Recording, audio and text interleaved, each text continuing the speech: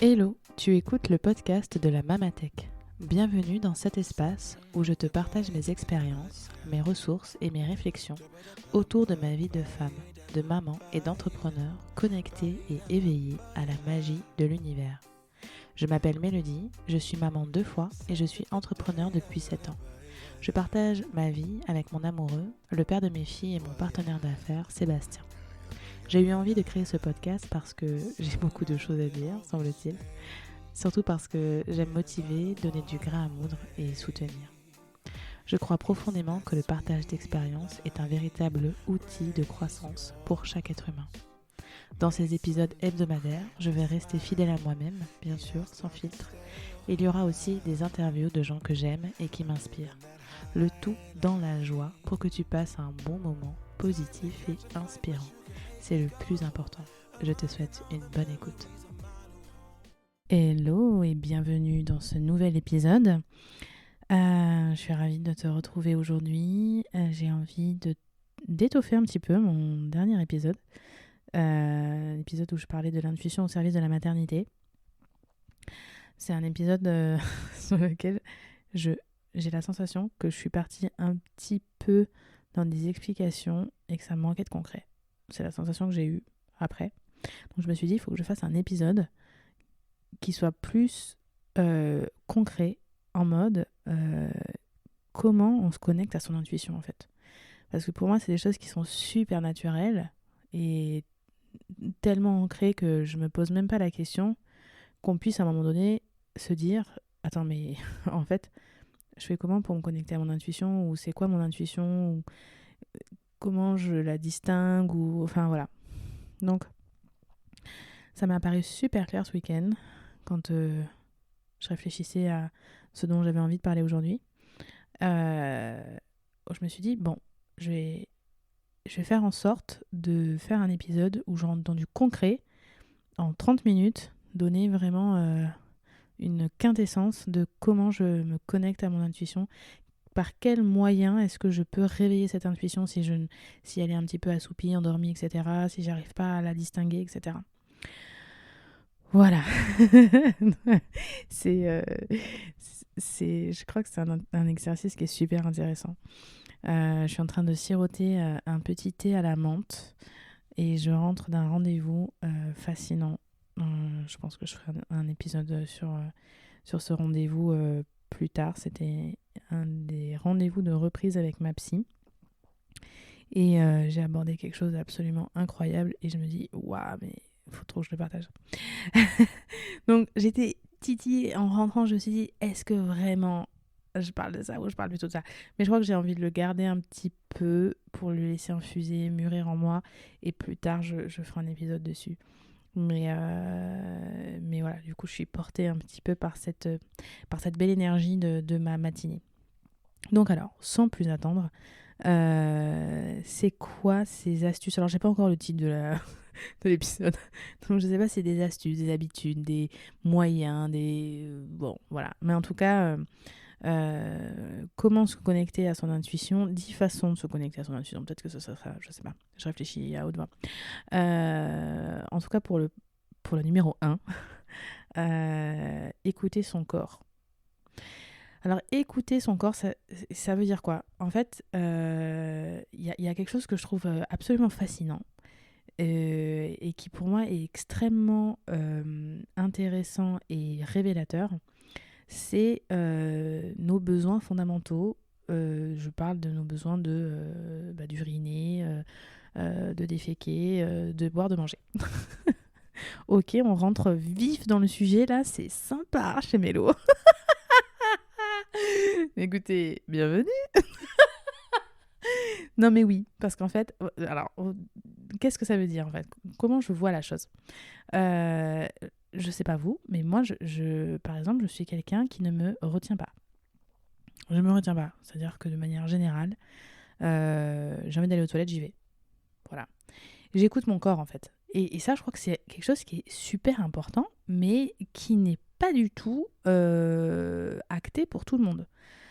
Et je m'en suis rendu compte pendant ma formation de doula, où on en a parlé à un moment donné, on a abordé ce sujet. Et notamment pour les problèmes après de périnée, etc., le fait de ne pas se retenir. Et moi, c'est vrai que c'est quelque chose, ça n'a pas toujours été le cas, mais c'est quelque chose en fait qui est venu du constat. Oui, j'avoue, je commence fort l'épisode, mais ça va rester quand même jusqu'au bout, c'est jamais chouette. Mais c'est venu du constat très clair que en fait mes partenaires, en tout cas je ne vais pas généraliser, en tout cas mes partenaires et les hommes que j'ai pu avoir dans mon entourage ne se retiennent pas. C'est-à-dire qu'un homme, dans n'importe quelle situation qu'il est, quasiment, il a envie de déféquer, il y va. Voilà. Et donc, j'ai trouvé ça fascinant, c'était il y a quelques années, de faire ce constat et de me rendre compte que moi, par exemple, à l'époque, j'étais plus du genre à attendre d'être chez moi, à attendre d'être tranquille, à attendre d'avoir une espèce de condition extérieure qui allait favoriser ma tranquillité pour aller aux toilettes. Et constater que c'était pas du tout une généralité et qu'en fait, j'avais des partenaires qui se posaient pas la question. On pouvait être au restaurant, on pouvait être en rendez-vous, on pouvait être... Enfin, voilà. Moi, j'étais choquée. J'étais en mode, mais non, c'est quoi le truc en fait. Pourquoi est-ce que moi, je me permets pas ça? Et donc, c'était bien avant de rencontrer Sébastien et d'avoir mes filles, nos filles. Mais voilà, j'ai fait ce constat et je me suis dit, bon, qu'à cela ne tienne, il n'y a pas de raison, en fait, que moi aussi je me retienne. Il n'y a pas de raison... se réapproprier ses besoins en allant directement quand on a envie de faire pipi, on va aux toilettes en fait. En fait, cette connexion avec le corps, je crois qu'elle est super importante en fait. Écouter ses besoins dans l'instant, se respecter en fait pour moi, c'est faire un pas vers la reconnexion à son intuition. Je me marre parce que j'imagine les gens qui disent ah ouais d'accord, donc la meuf c'est sacré renseignement spirituel. Allez aux toilettes et vous aurez plus d'intuition. Ah, je me marre. Non, mais dans l'idée, voilà, l'idée est là. Voilà, l'idée est là. Et d'écouter ses besoins, d'écouter son corps, en fait, de se connecter à son corps. Parce que en fait, pour moi, l'intuition, c'est quelque chose qui vient vraiment du fond de notre corps. En fait, c'est quelque chose qui vient du fond de notre cœur, de notre corps, et qui en fait, va fonctionner comme, en fait, finalement, un enfant. C'est pour ça que c'est très en lien avec ce fameux petit enfant intérieur. C'est-à-dire qu'il va réclamer un besoin, mais si on l'écoute pas, et si on fait comme s'il n'existait pas, etc., au fur et à mesure, il va se taire, en fait. Il va finir par me. Il ne va plus s'exprimer clairement. Et c'est ce qui va faire qu'au bout d'un moment donné, on ne va plus être capable, finalement, de distinguer notre intuition du reste, de nos peurs, de nos croyances, de nos schémas, de ceci, de cela, de notre soliloque intérieur perpétuel, etc. Donc, en fait, pour moi, ça, c'est déjà le premier truc. C'est est-ce que déjà, je suis à l'écoute de mes besoins? Voilà, est-ce que je suis à l'écoute de mes besoins? Ce qui m'amène au deuxième point, qui est de savoir dire non. Pour moi, l'intuition, elle est très, très... elle se cultive avec notre capacité à dire non. C'est-à-dire à se respecter et à se positionner. C'est une évidence. Et alors là, c'est très large en fait, savoir dire non. Savoir dire non, ça va être autant dans l'intimité que dans tout ce qui a trait en fait à notre respect. C'est-à-dire comment est-ce qu'on va finalement se respecter. Et ça, pour moi, c'est quelque chose qui est super important. Si je n'arrive pas à poser des limites pour pouvoir me respecter, et donc du coup respecter mon enfant intérieur, ce qui est précieux pour moi, etc., c'est difficile d'écouter mon intuition, c'est difficile de lui laisser de la place en fait, tout simplement, parce que je vais faire en fonction des autres. Voilà, donc on revient sur l'épisode de la dernière fois. Si je choisis pas, c'est les autres qui choisissent pour moi. Donc ça, c'est le deuxième point, c'est savoir dire non et savoir se positionner par rapport à ce qui est important pour nous. Voilà. Ça, je crois que c'est quelque chose qui est fondamental pour cultiver une intuition qui soit puissante et vraiment présente au quotidien. La troisième chose, je pense que c'est que ça se cultive dans le silence, et notamment dans la méditation. ce que j'aime beaucoup dans la méditation, c'est justement cette capacité à mettre en fait notre cerveau en mode off. C'est-à-dire que toutes les pensées, les tracas, les ceci, les cela, les trucs qui vont penser que truc, que chouette, que bidule, que bazar, que... Et en fait, nos pensées, c'est un peu comme un algorithme Instagram. C'est-à-dire qu'on commence, on suit, on commence à regarder quelque chose, et puis finalement qui nous amène à regarder ci, et puis qui nous amène à regarder ça. En fait, c'est sans fin. On peut passer 4 heures sur Instagram. Mais c'est exactement la même chose avec nos pensées, en fait. On peut commencer à penser à un arbre, et puis finalement, on pense à notre tante quand on avait un arbre, quand on est petite, des trucs, et puis hop, la tante nous fait penser à l'ami, du truc. Et là, c'est terminé, on est perdu dans une espèce de méandre de la pensée infinie. Et en fait, pour moi, l'espèce de congestion de pensée permanente et une espèce de brouhaha, parce qu'au bout d'un moment donné, en fait, ce que je trouve aussi super intéressant que j'avais étudié en lisant le livre de Joe Dispenza, qui s'appelle la Super Conscience, je crois, ou je sais plus, Devenez super conscient. Il parle à un moment donné, je sais plus si c'était dans celui-là ou si c'était le pouvoir enfin bon bref, peu importe. En tout cas, Joe Dispenza qui disait quelque chose du genre, en fait, on a quasiment toujours les mêmes pensées, en fait. On s'en rend pas nécessairement compte, mais en fait, si à un moment donné, on observe, si on s'observe avec un petit peu plus de... On prend du recul sur nous-mêmes, on se rend compte, exactement comme pour le champ lexical, en fait, on se rend compte que pour la majorité écrasante des personnes, on a un champ lexical qui est extrêmement réduit, en fait. On utilise, allez, 200 mots, maximum. On utilise toujours les mêmes mots. Voilà. Et donc, c'est pareil pour la pensée. On pense en fait toujours à la même chose. C'est toujours le même type de pensée qui occupe notre esprit. Ou voire la même pensée. Non mais moi je trouve ça affolant. Moi ça me fait peur en fait. Je me dis mais c'est un jour sans fin. C'est le truc absolument insupportable. Et ce qui est vrai en plus. Parce que si on se... Franchement, avec un peu de bonne volonté et d'objectivité, on se rend compte que c'est effectivement le cas. Si on ne choisit pas ses pensées, et si on n'est pas attentif à quel type de pensées vont s'implémenter dans notre cerveau, ça va être toujours les mêmes qui vont tourner en boucle. En boucle. Et donc, pour moi, ça fait clairement obstacle à l'intuition. Parce que, à un moment donné, l'intuition, comme je disais tout à l'heure, c'est un enfant qui va finir par me meumer. Vu qu'on ne va pas savoir dire non, vu qu'on ne va pas écouter ses besoins fondamentaux, vu qu'on va être toujours dans du bruit, que ce soit du bruit extérieur ou du bruit intérieur, parce que c'est pareil. Je sais pas, j'ai connu des personnes dans ma vie, des personnes qui ne supportaient pas le silence. Donc il y avait toujours soit la télé allumée, soit de la musique, soit ceci, soit cela. En fait, pour moi, c'est extrêmement révélateur ça aussi. Ou ne pas aimer être seul. Alors que c'est justement dans ces moments, la méditation, ça se fait tout seul. Il faut être seul avec soi-même pour méditer. On n'est pas en teuf de méditation. On n'est pas entouré de tous ces... Bon, si, on peut faire la méditation groupée, mais je veux dire, on est quand même seul avec soi-même. On est obligé de faire ce choix de se recentrer sur nous-mêmes.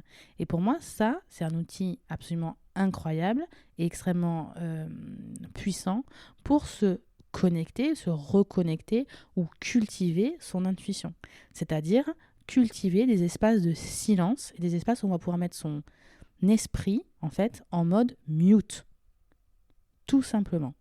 Et donc du coup, là d'un coup, la petite voix de l'enfant intérieur, l'intuition, le fil conducteur, etc., là, il va se distinguer en fait. Parce que d'un coup, tout le reste va s'atténuer.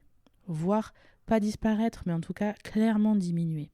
On baisse le volume sonore de nos pensées. Non mais ça, c'est super puissant. C'est super puissant. Un autre moyen pour moi de cultiver son intuition, c'est de suivre ce qui nous rend profondément heureux. Je crois que l'intuition, c'est quelque chose qui est très en lien avec la joie. Quand il y a un choix à faire, un choix décisif, etc., un choix qui tendrait à justement avoir ce type de réflexion, de dire écoute ton intuition. Pour moi, encore une fois, voilà, moi je suis pas Sadhguru, c'est vraiment tiré de mes propres expériences. Et après, c'est à chacun de trouver finalement son pourquoi du comment. Mais pour moi, la joie a toujours été un fil conducteur qui m'amène toujours à vivre des expériences, les bonnes expériences. Voilà, c'est-à-dire que voilà, la joie, c'est un conducteur pour moi. Mais vraiment. Et c'est très, très... D'ailleurs, j'ai une de mes filles qui s'appelle Joy. C'est clairement pas pour rien. Et d'ailleurs, qui est arrivée dans des conditions qui m'ont poussée à me connecter à ce qui me faisait réellement du bien pour pouvoir justement traverser la tempête et affronter les choses difficiles. C'était vraiment de se reconnecter à cette joie, à la joie profonde. Et d'ailleurs, je parlais tout à l'heure d'enfant intérieur. Pour moi, un enfant, c'est quasiment que ça. C'est de la joie, en fait.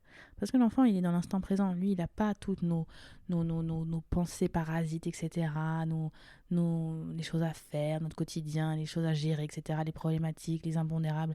Tout ça, l'enfant, il en est complètement déconnecté. Donc, lui, il est dans la joie de l'instant. Il est dans la joie de l'instant. Donc, qu'est-ce que je vais faire là, maintenant, tout de suite? Là, voilà, boum. D'ailleurs, il y a une résilience qui est absolument incroyable chez les enfants et qui est, je pense, animée par cette joie. Parce que voilà, il est en train de jouer, d'un coup, bon, on va peut-être amener une frustration, parce qu'on va dire bah, c'est terminé, etc. Donc il va amener une phase finalement de difficulté, enfin de frustration, et puis après, pouf, il va passer à autre chose. Et il va être sur la joie de faire autre chose. Et finalement, il passe de joie en joie. Et c'est ça que je trouve incroyable. Bref, donc du coup, se reconnecter à ce qui nous rend profondément heureux, joyeux, en fait. Euh, Bon, parce qu'on va me dire, oui, mais être heureux, être joyeux, c'est pas forcément pareil. Bon, ben, pour moi, c'est la même chose. Donc, désolé, j'ai peut-être un lexique restreint. Mais en tout cas, ce qui me rend heureuse, ce qui me rend heureuse et ce qui me rend joyeuse, pour moi, personnellement. Donc, encore une fois, c'est très personnel, tout ça. Hein. C'est pour ça que je dis que c'est à chacun, après, de trouver, de s'inspirer et de créer sa propre tambouille. Un autre moyen, ou en tout cas une autre, voilà, un cinquième élément, on va dire, je sais pas les mots, je sais pas, ça va être pour moi l'écoute des signes. Alors, qu'est-ce que ça veut dire? Là, encore une fois, c'est personnel, mais je trouve ça tellement... Je l'ai expérimenté personnellement, mais je l'ai vu aussi chez des personnes. Je m'en suis rendu compte chez des personnes autour de moi. C'est-à-dire que l'intuition, elle passe aussi par le fait, comment dire, il y a des choses qui vont, on va être attentif ou non à certains signes. On va y prêter une attention ou pas. Mais on est, à mon sens, encore une fois, c'est une croyance personnelle, on est toujours prévenu. On est toujours prévenu. On sait en fait. Les choses ne tombent pas d'un coup, d'un seul.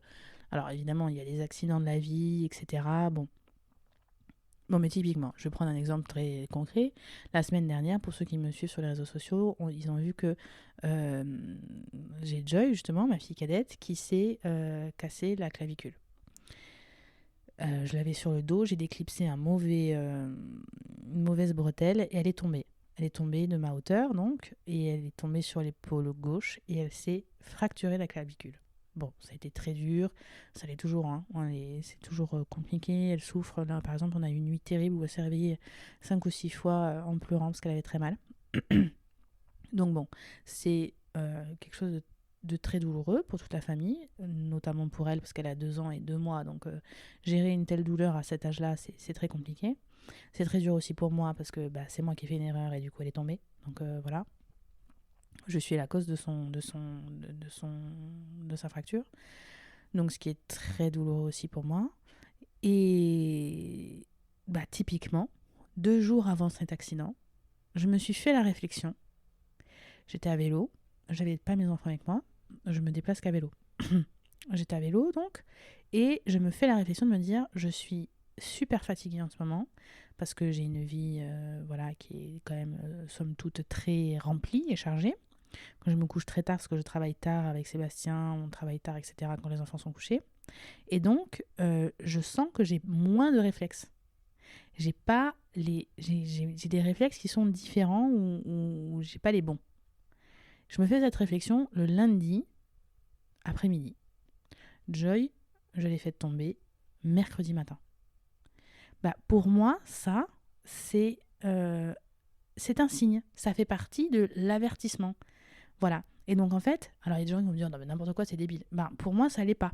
En fait, pour moi, c'est clairement le truc, en fait, la préparation, en fait. la préparation mentale. Voilà, 2 jours avant, je savais que je suis fatiguée. Ce matin-là, ça faisait 2 jours que j'avais des vertiges quand je me levais, quand je m'asseyais, etc. J'étais pas au top. J'étais en train de travailler sur un gros dossier. Je m'étais dit que le mercredi matin, j'étais qu'avec les enfants, je travaillais pas sur les dossiers comptables, etc. Mais là, il y avait un truc à rendre. J'avais Mickaëla qui me demandait des trucs et tout. Enfin bon, bref, j'étais over en fait. Voilà. Et donc, j'étais pas attentive.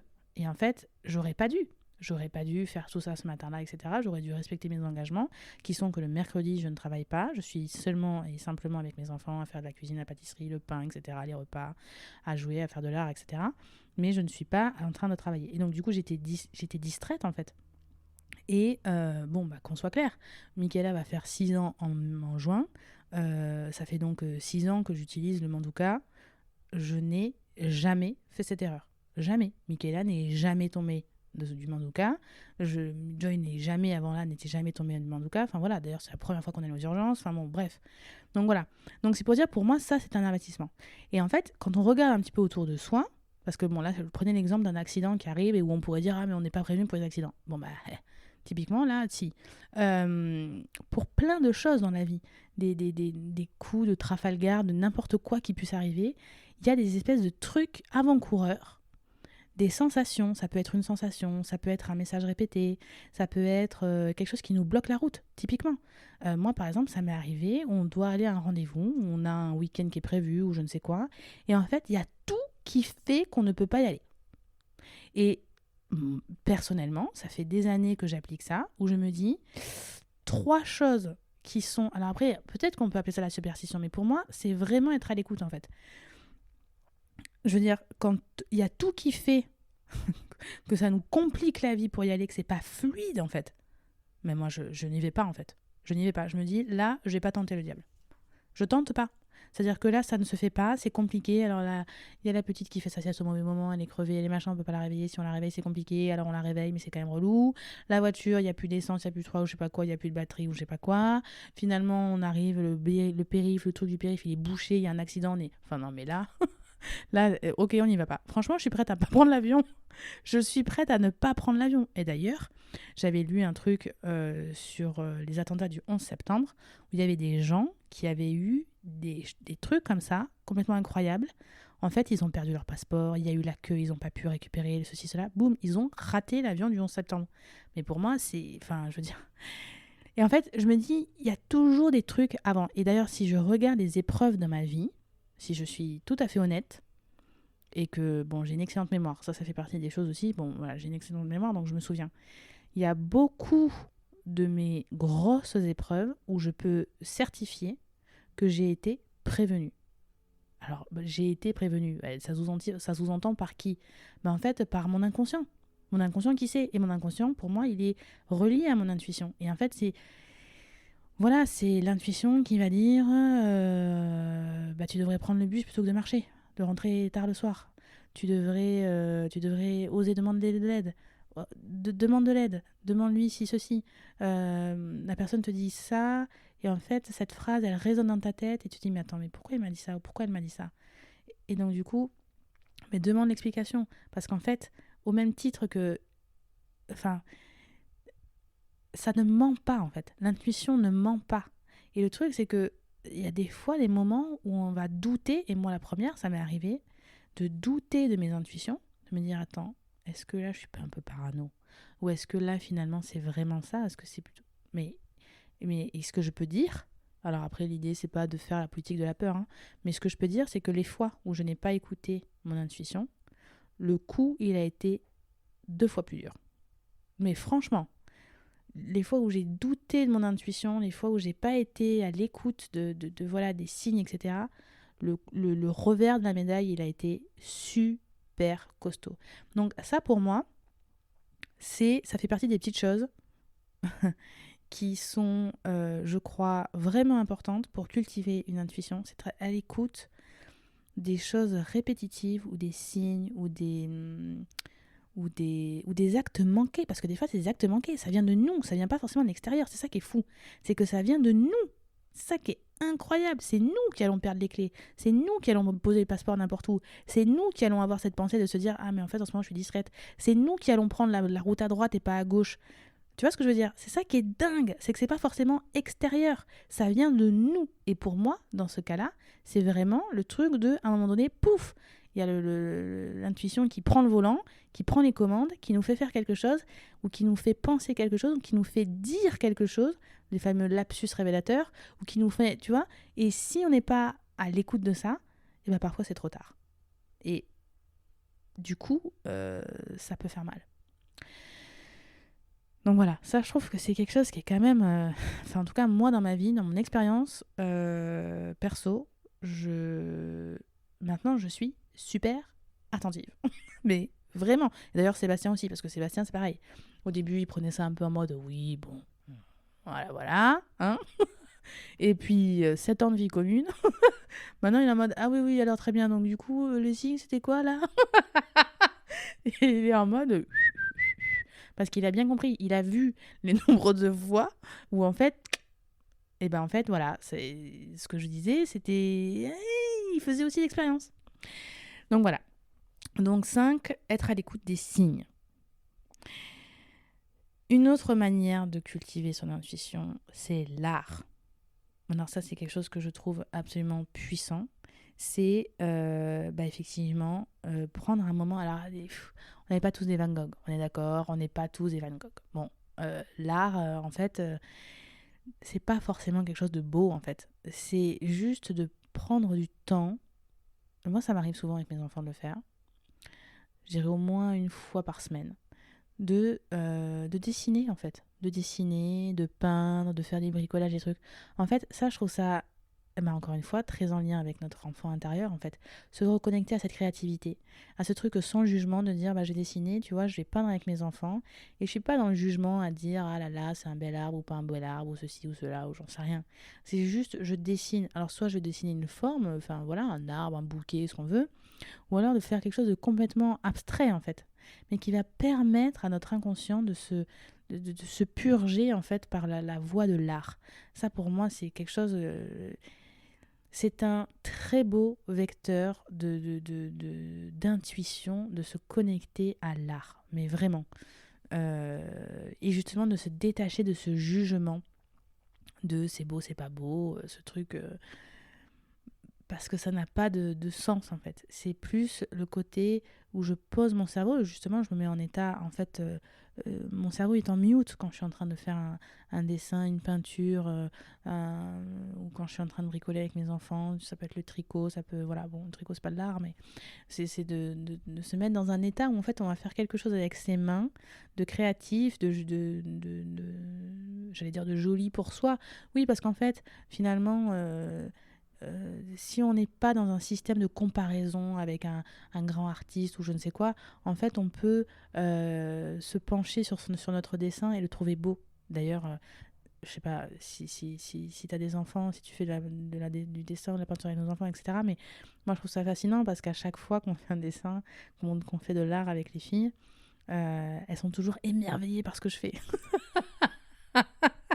Et c'est trop marrant parce que c'est là que tu vois l'œil de l'enfant, tu sais, qui est dénué de jugement, de trucs, de système de notes, etc. En fait, pour eux, c'est waouh, tu vois. Bon, après, en grandissant, ça changera, mais... Et j'aime me reconnecter à ça parce que je trouve ça tellement joli. Donc voilà, ça c'est quelque chose que je trouve qui est vraiment un très bel outil aussi. Euh, pour cultiver son intuition. Le 7, alors, je ne pouvais pas ne pas en parler. L'alimentation. Et oui J'entends déjà ceux qui vont dire mais n'importe quoi. Non mais si, voilà, pour moi l'alimentation, c'est une évidence. Que si on mange trop gras, trop riche, trop sucré, trop transformé surtout, à un moment donné, notre corps il est en mode saturé en fait. C'est une évidence en fait. Pour moi, c'est une évidence que la qualité de notre alimentation va nous permettre que le filtre, en fait, c'est un peu comme une histoire de carreaux. Tu vois, les carreaux, les vitres. Plus les vitres, elles vont être encombrées, poussiéreuses, sales, etc. Et plus la communication, elle va être difficile. Donc l'idée, c'est vraiment Alors après, voilà, on n'est pas là pour faire des cours de nutrition en mode une alimentation super stricte, etc. Je me suis détachée de beaucoup de choses par rapport à ça et je me suis beaucoup assouplie par rapport un peu à mes croyances, des fois un peu dogmatiques que j'ai pu avoir avant par rapport à l'alimentation. Mais c'est vrai que euh, pour moi, avoir une alimentation où en fait c'est nous qui allons transformer, c'est nous qui cuisinons, etc. De travailler avec des bonnes huiles, de manger de manger par exemple des céréales qui soient complètes, etc. De manger des fruits et légumes quand même de manière voilà, régulière, etc. et de qualité. Pour moi, c'est une évidence. En fait, je le sens. Alors après, encore une fois, peut-être que c'est personnel. J'en ai déjà j'ai déjà parlé de ça avec des personnes autour de moi. Et c'est quelque chose que j'ai quand même souvent entendu. Et c'est des choses qui ont été validées, on va dire, par des personnes de mon entourage, des fois plus larges aussi. Euh, Où en fait, finalement, avoir une alimentation trop chargée, trop transformée, voilà, trop industrielle, etc., ça va surcharger le corps. Ça va nous demander une énergie monumentale, d'ailleurs, au passage, à gérer, à drainer, etc. Et ça va obstruer les vitres, en fait. Ça va obstruer le canal. Et plus on va avoir une alimentation comme ça qui va être finalement plus saine, et plus on va se rapprocher en fait d'un mode de vie qui favorise une intuition aiguisée, présente, puissante et voilà. Voilà. Donc après, encore une fois, hein, c'est de l'ordre de mes croyances, mais j'ai quand même j'ai quand même eu beaucoup de retours qui vont dans ce sens-là. Ouais. Donc voilà, l'hygiène de vie, en fait, voilà, c'est clair que, enfin, ça me paraît d'un tel bon sens, ça me paraît tellement évident. Enfin, je veux dire, si on fume un paquet de clopes par jour, qu'on se descend une bouteille de whisky en quelques jours et qu'on mange en plus super, tu vois, des plats transformés, etc. C'est une évidence que ça va. En fait, pour moi, c'est vraiment ce truc, c'est le cercle en fait le fait d'avoir une hygiène de vie comme ça va nous faire fréquenter des personnes qui vont être dans cette vibration-là. C'est une question de vibration en fait. Voilà, c'est que ça pour moi. Et donc, ça va nous faire fréquenter des personnes qui sont dans cette énergie et donc du coup qui vont nous plomber, qui vont ceci, qui vont cela. Et en fait, c'est pas favorisant pour moi, voilà, c'est pas optimal. Alors après, l'idée c'est pas forcément d'avoir du jugement parce que encore une fois, nous on mange pas que des graines, on n'est pas toujours voilà, je veux dire, moi aujourd'hui je me suis vachement assouplie. Avant pour moi, par exemple, les légumes surgelés, c'était je voulais pas de manger de légumes surgelés. Bon, maintenant je prends des légumes surgelés. Oui, bah oui, clairement, parce que j'ai moins le temps, parce que voilà. Une question de temps surtout. Et que c'est la facilité, la rapidité, praticité, etc. Mais voilà, on cuisine. Nous, on cuisine tous nos plats. On n'achète pas de plats cuisinés, etc. Ou très rarement, quand c'est vraiment des situations où on n'a pas trop le choix. Mais voilà, ce que je veux dire, c'est que pour moi, tout ça, c'est pareil. Par exemple, j'avais fait un podcast où j'avais parlé du bon vin, qu'on achetait des bonnes bouteilles de vin. On est vachement vigilant à l'alcool qu'on boit. Quand on boit du vin, on prend du vin bio, on essaie les vins sans sulfite, etc. On essaie de voir, travailler avec des bons producteurs. Et c'est vachement important en fait, parce que la qualité du produit qu'on va mettre dans notre corps, forcément, va avoir une incidence. Et moi, je le sens tout de suite. En fait, le truc, c'est que je le sens tout de suite. C'est comme le fromage, par exemple, quand on mange du fromage, etc. On prend vraiment des fromages de qualité. Quand Sébastien il mange de la viande, il essaye au maximum de manger de la bonne viande. Bon après c'est sûr que c'est un budget tout ça, c'est vrai que c'est des sous, etc. Mais moi je me rends compte, je le sens dans mon corps quand je mange, quand je fais des écarts, quand ça m'arrive d'être chez les gens ou quoi que ce soit, ou bref, qu'on a une semaine où on est moins voilà, vigilant, mais je le sens tout de suite. Je sens, je sais pas, il y a un truc, ça joue sur mon humeur, sur mon, je sais pas, je suis barbouillée, je suis pas bien, voilà, je suis pas au top en fait, voilà, je suis pas en mode optimal, je suis pas en mode full énergie, créatrice, etc. Non, voilà, c'est ça. C'est pas pareil. Et ce truc de nos intestins sont connectés à notre mental, ils sont connectés à tout ce qui se passe au niveau de nos cerveaux, mais moi j'en suis convaincue. Je veux dire, bon, encore une fois, on va revenir là-dessus, mais bon.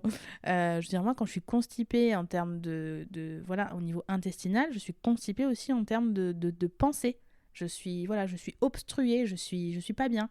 Voilà, le fait de libérer les intestins, voilà, je sais pas, il y a une espèce de clarté mentale en fait. Mais ça paraît complètement fou, mais c'est vrai.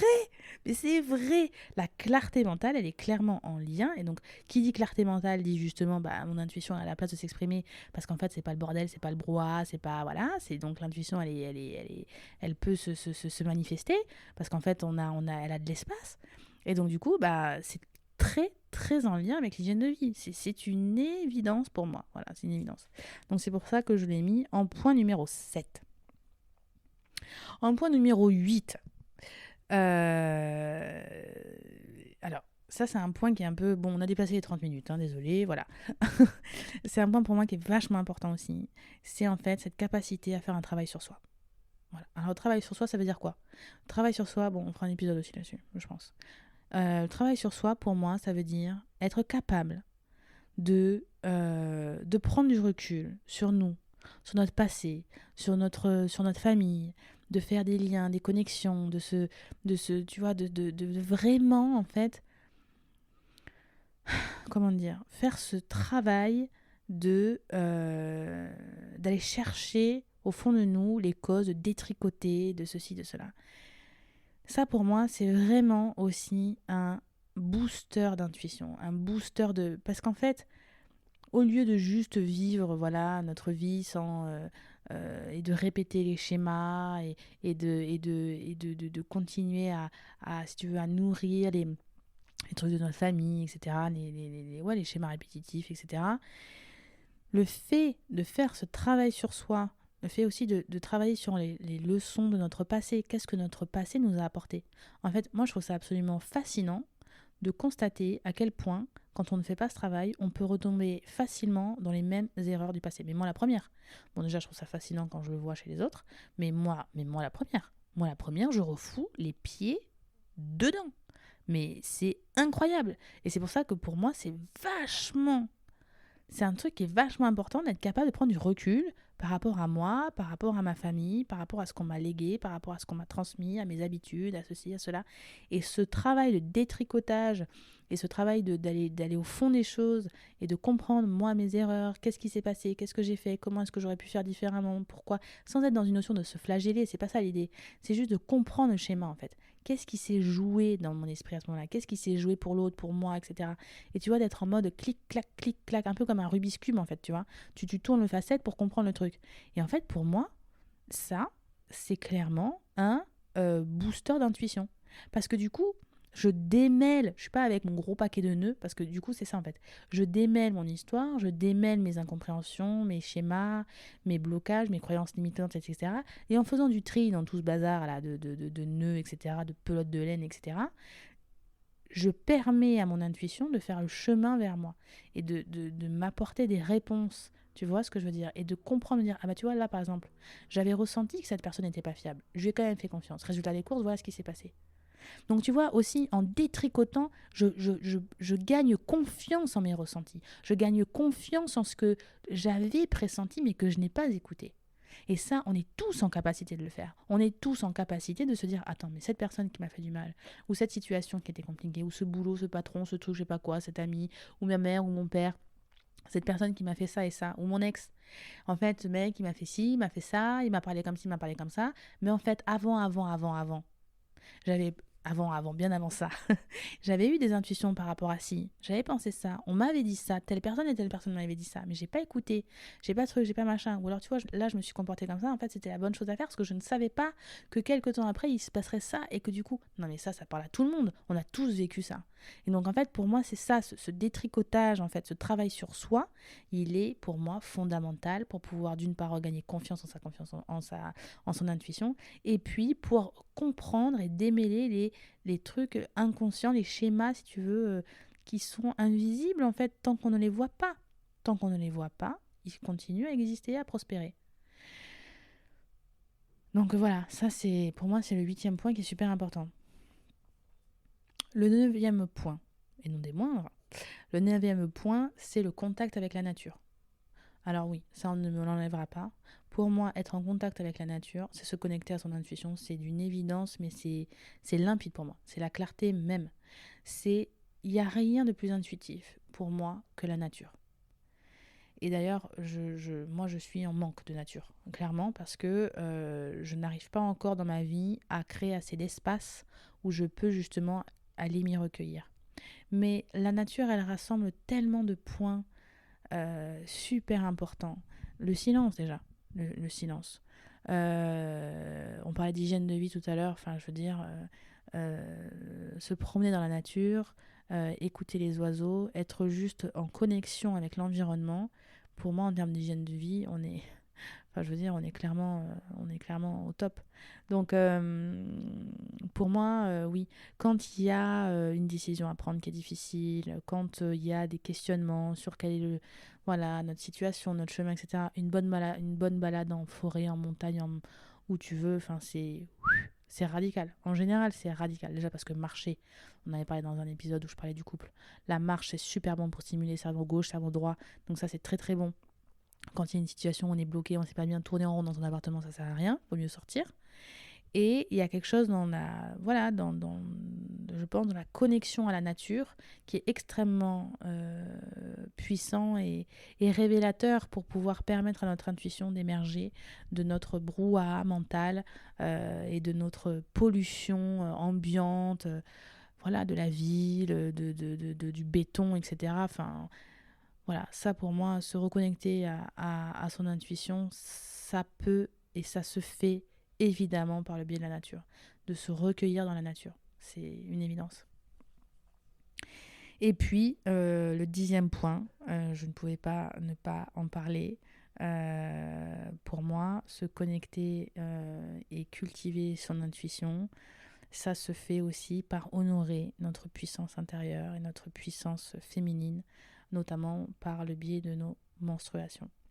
Donc voilà, je vais faire un épisode où je vais parler de mes 3 programmes, règle d'or, règle d'argent et règle de cuivre, même si je pense qu'il ne va plus qu'y avoir un seul programme dans les prochains mois.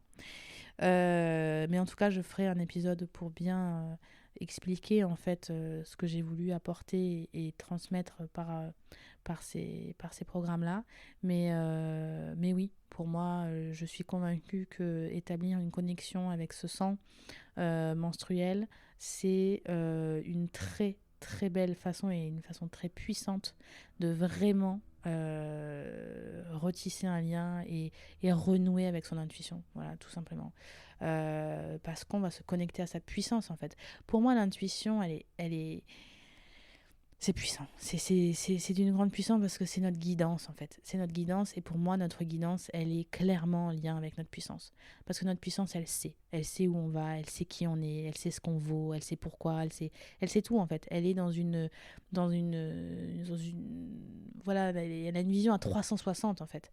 Et, euh, et ça peut être un vrai. Enfin, c'est pas ça peut, c'est un moteur en fait de réalisation, d'épanouissement, de gratitude en fait. Parce que c'est ça le fond en fait. Moi, quand je me connecte à ma puissance intérieure, à mon intuition et à toute cette partie de moi qui sait, qui vibre, qui est sereine, qui est connectée, etc. Mais je suis dans un état de gratitude, mais c'est inouï en fait. Je suis juste en mode waouh, mais je suis à ma place, mais tout se dissout en fait, si tu veux, mes problématiques, mes questionnements, mes manques de confiance, de ceci, cela, tout ça se dissout complètement dans une espèce d'amour infini de moi et de tout l'environnement qui m'entoure et de mes conditions d'incarnation, etc.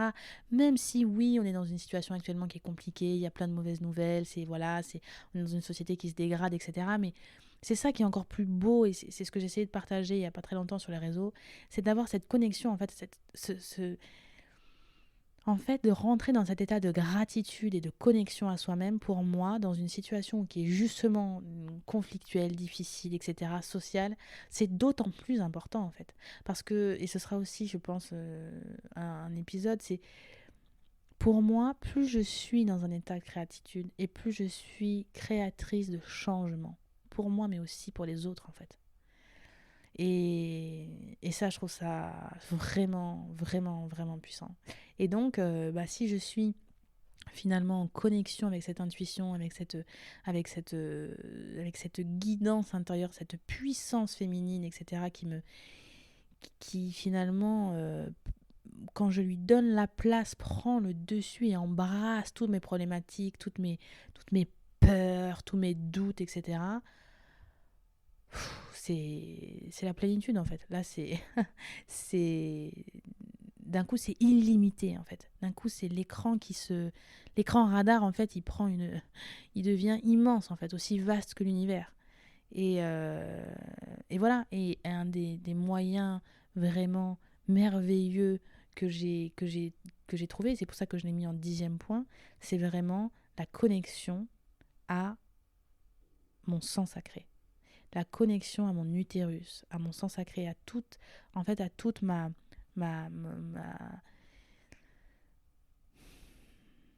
ouais, à cette divinité en fait qui sort de moi, qui vient de moi, qui sort de moi, qui me met en connexion avec la nature.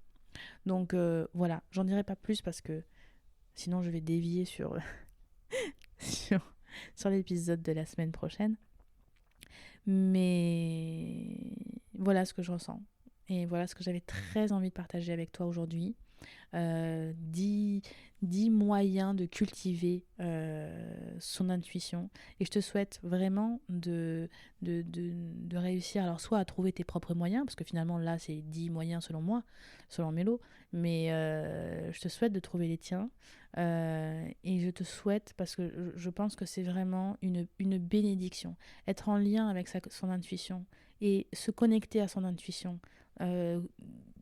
Quotidiennement ou seulement quand on en a envie ou dans les difficultés, etc., pour savoir quel positionnement avoir, quelle direction prendre, pour faire un choix, pour avoir des confirmations, etc. Non mais je veux dire, c'est inouï en fait, c'est Harry Potter en fait, voilà, c'est d'un coup on a une baguette magique, voilà.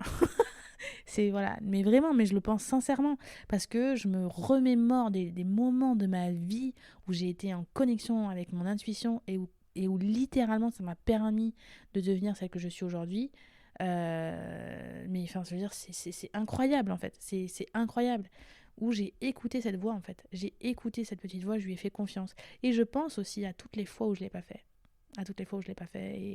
et où où en fait j'ai eu la leçon de ne pas m'écouter, voilà. Et donc moi c'est vraiment mon souhait, mon plus grand souhait, c'est que toute personne, toutes les personnes en fait, aient cette connexion avec leur puissance, leur intuition et leur divinité.